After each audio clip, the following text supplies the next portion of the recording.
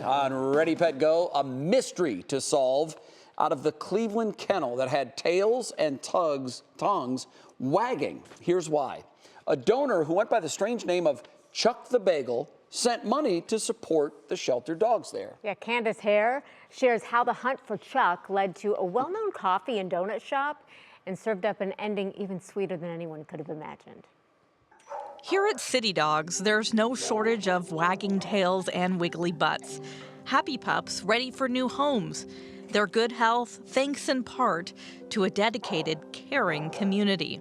The majority of our donations go to provide medical needs for the dogs. Every dog that comes into the building is put on monthly preventatives. Sometimes it's major surgeries too, sending costs skyrocketing. And that's where donors step in. Friends of City Dogs, the nonprofit supporting the kennel, relies on online gifts, some from friends, others anonymous. But last fall, one donor stood out. Their name was Chuck the Bagel. I thought it might be like a bagel shop. Wasn't coming up with anything. So we received one, and I finally was just like, let me reach out to this email address. The search for Chuck led to a Dunkin' in Bainbridge with its 52 varieties of donuts. You have a nice day.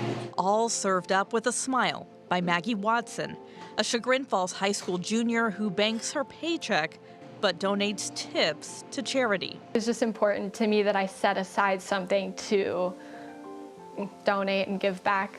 It's Maggie who brings us to Chuck the Bagel, who is in fact a beagle rescued from some unforgiving streets in October of 2023. I mean, it was like 30-ish degrees out, and he had no coat to him, so he was, really cold. And then he had actually, we found out, been eating mulch and gravel to stay alive.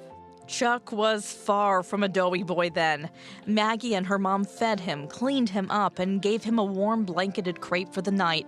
The next day, her 16th birthday, Maggie decided Chuck was the only gift she wanted.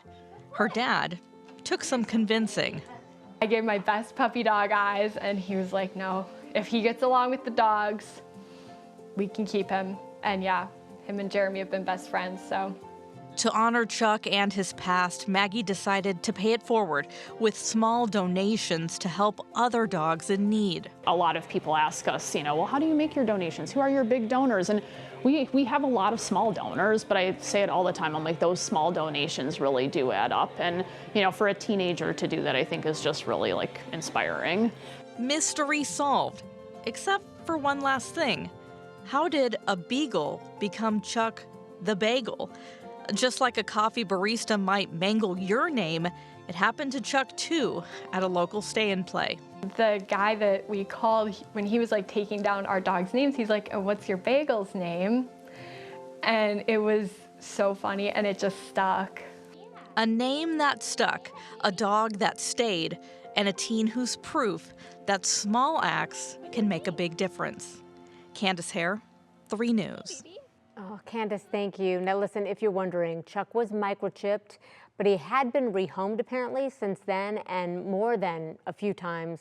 Attempts to find his most recent owners, that was not successful. Your veterinarian, local animal shelter, or animal control office, by the way, can all scan for a microchip and retrieve the owner's information from that microchip registry, just so you know if you're looking at potentially getting a dog.